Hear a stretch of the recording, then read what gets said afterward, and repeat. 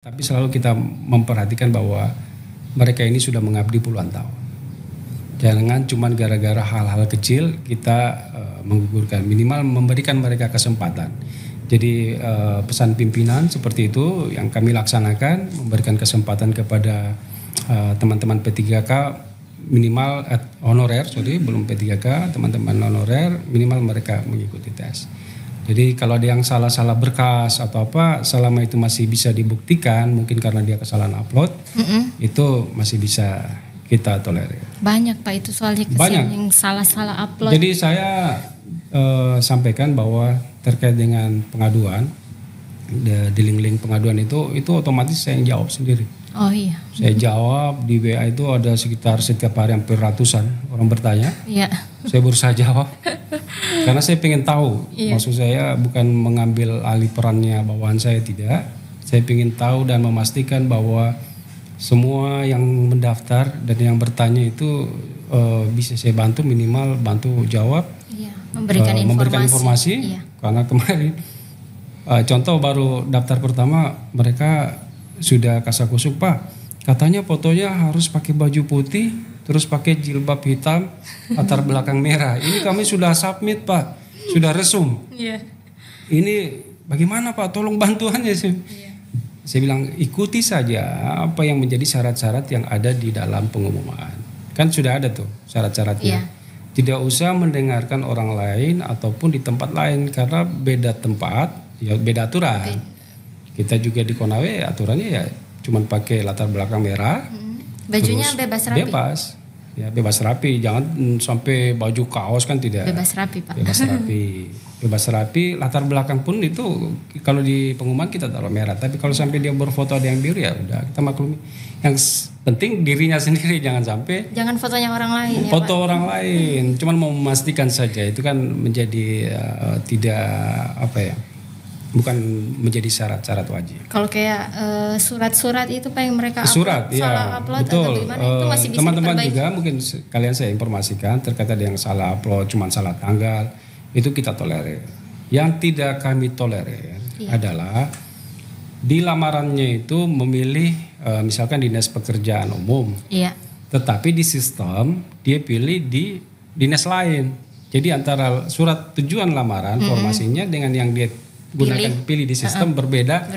Itu saya sampaikan dari saat ini ya memang tidak bisa kita tolerir. Oh, yang seperti itu seperti ya, itu tidak bisa kita tolerir karena kenapa? Itu sudah sesuatu hal yang sangat berbeda, ya. Tidak, karena kebanyakan karena kami maklumi sebenarnya bahwa teman-teman P3K ini sudah yang usia-usia K2 itu Pak biasa yang K2 kadang usia sudah. Bahkan bukan cuma K2, ada juga yang ini menggunakan jasa teman, jasa B3. Ada misalkan surat lamarannya mungkin dari copy paste, lupa ganti tanggal, lupa ganti kop, itu kita tolerir. Cuman yang kita tidak tolerir itu saja. Oh, itu ketika surat lamarannya tidak sesuai dengan Iya. Tapi kalau sampai tidak puas dengan jawabannya itu ada namanya setelah kita lakukan pemberkasan ada masa sangga. Di masa sangga ini selama masih bisa membuktikan dokumen-dokumen. Karena kemarin juga kita persyaratkan bahwa dokumen itu yang di scan itu harus dokumen asli kan.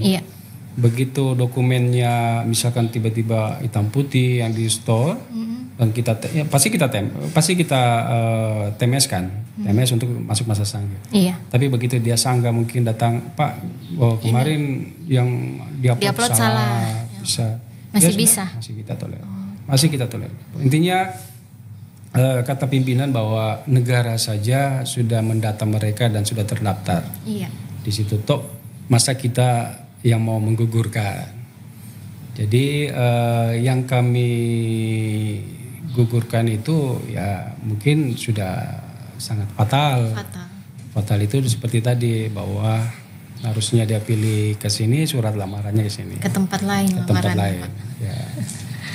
Paling itu sih yang paling fatal sekali. Yang lain nama tidak sesuai dengan ijazah itu banyak. Iya banyak, ada yang tidak sesuai dengan KTP juga Pak. Ya betul, antara ijazah dengan KTP itu kadang berbeda. Ini banyak kejadian waktu CPNS juga begitu. Jadi kalau ada teman-teman mendapati bahwa KTP-nya tidak sesuai dengan ijazah, itu sekarang kalau bisa langsung diperbaiki KTP-nya. KTP harus mengikuti ijazah. Ya. Karena ketika teman-teman lulus juga itu tetap akan bermasalah. Karena BKN itu melihatnya di ijazah. Jadi pada saat pemberkasan, Pak. Pada saat pemberkasan sekarang dari awal perbaiki karena pasti akan TMS dulu. Nanti masa sanggah, silakan sanggah, Pak sudah kami perbaiki KTP-nya, sudah diperbaiki, oke kita terima. Tapi yang tidak datang, yang tidak menyanggah itu kita anggap gugur.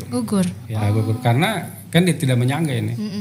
Kenapa dia tidak sanggah? Berarti memang betul-betul bukan dia pemilik nama. Tapi kalau dia pemilik nama pasti datang dengan susah payah, Pak. Saya sudah perbaiki dengan berbagai upaya dia harus perbaiki, Pak. Betul, kalau itu kita kasih kesempatan. Intinya siapkan mental, siapkan fisik dalam kondisi bugar, sehat. Kemudian ya utama ilmunya, pahami soalnya, pahami metode cara pengisiannya, model-model ya, soal. modelnya. Tapi kalau untuk P3K yang ini modal ikut tes saja. Jadi sepertinya ini ya saya melihat pusat itu melakukan pendataan ulang P3K melalui mekanisme ini. Karena kalau ada yang tidak lulus kan sudah ketahuan berarti berapa sisa honorer yang ada di daerah yang belum tuntas.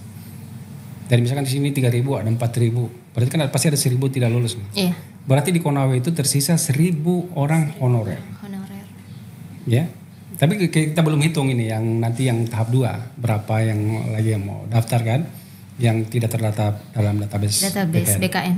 Tapi sekarang yang sudah terdaftar itu kan ada 4.000 nih, yang terdaftar yang ada dalam database BKN, kemudian mendaftar lagi dan ikut tes. Itu dari 3.000 yang kita buka berarti ada 4.000 yang masih aktif.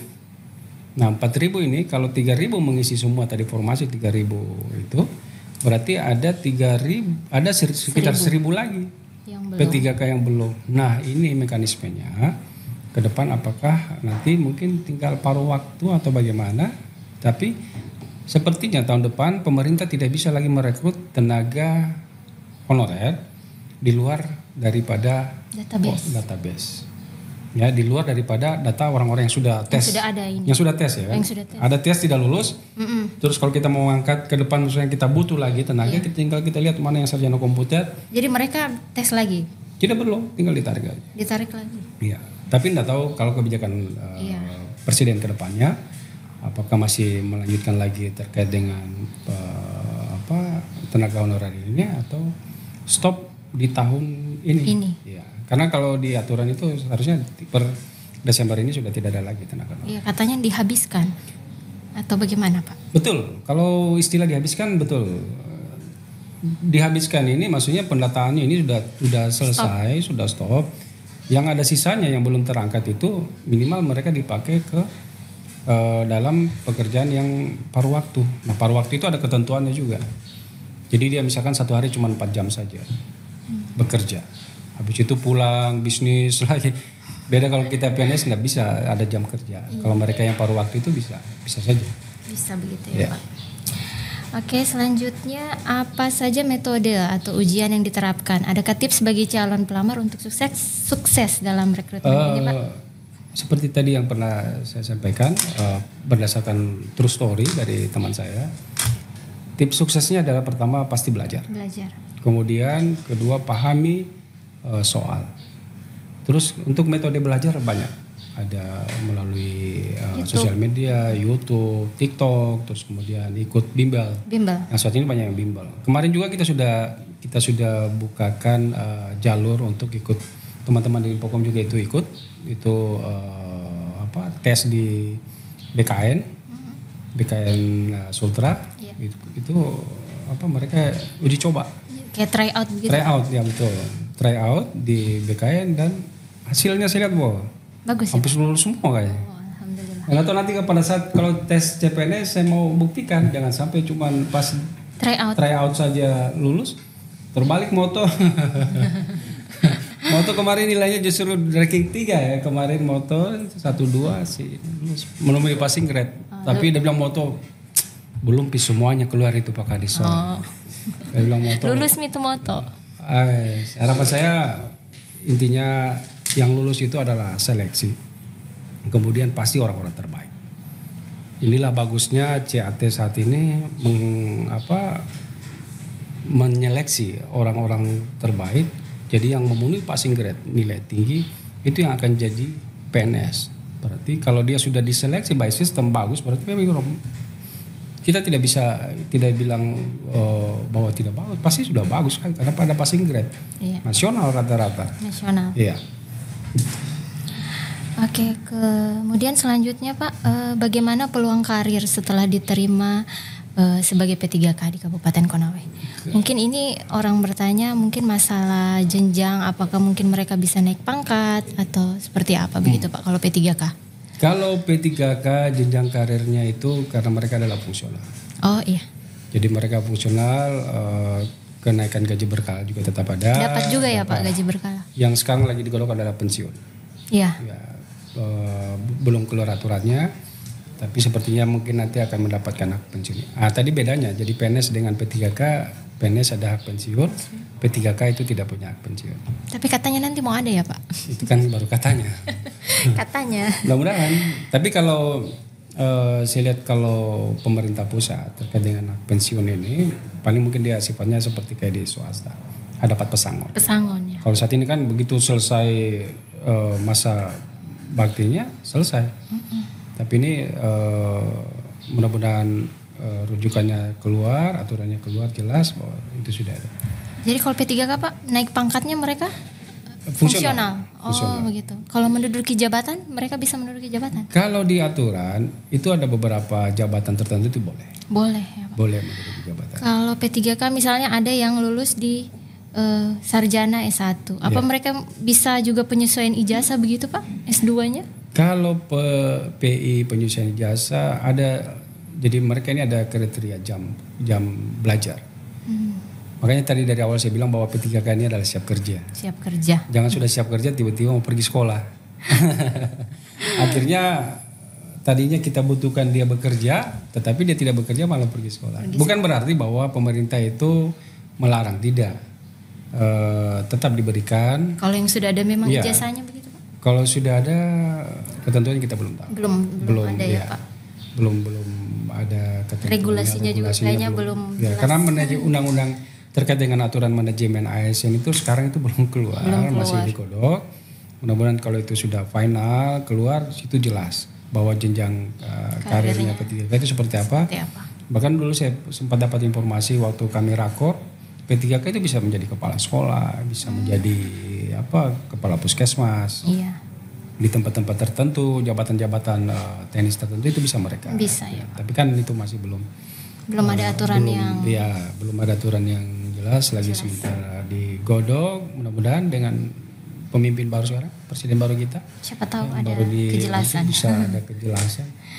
Oke, baik Pak. Kalau bagi pelamar CPNS dan P3K yang disabilitas Pak, apakah ada perlakuan khusus dan fasilitas khusus yang disediakan? Sudah ada. Bisa ya Pak disabilitas? Bisa, disabilitas itu ada, di pihak Panselnas juga sudah menyiapkan, terus ketentuannya juga sudah ada. Ya, sudah ada. Kemudian ini masuk pertanyaan-pertanyaan titipan. Iya. Titipan orang dalam ini pertanyaan banyak. Jangan sampai pertanyaan titipan baru infokom semua yang menit. Kayaknya satu-satu. Oke, ini ada pertanyaannya. Langsung disebut dengan namanya ya. Yang menitip. Begini Pak. Karena kalau sebut namanya saya kasih keripik. Keripik rawa. Ini ada pertanyaan, misalnya ada kasus P3K yang terdaftar maupun tidak terdaftar di database BKN.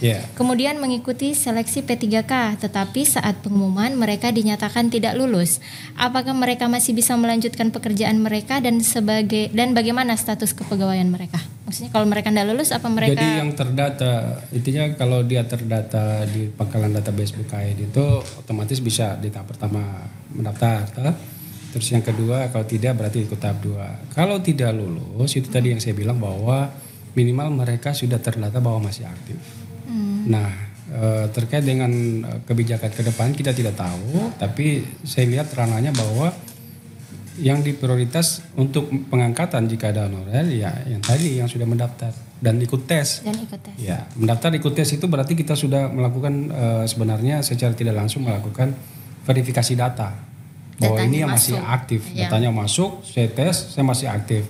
Itu pasti akan ada historinya di dalam database bahwa inilah nanti siapa tahu nanti presiden berikutnya kasih tes lagi, tinggal mengambil inilah yang dibilang yang ada dalam database. Yang tidak tes itu yang tidak diambil lagi. Makanya pusat itu dia bilang minimal kalian daftar ikut tes. Ya.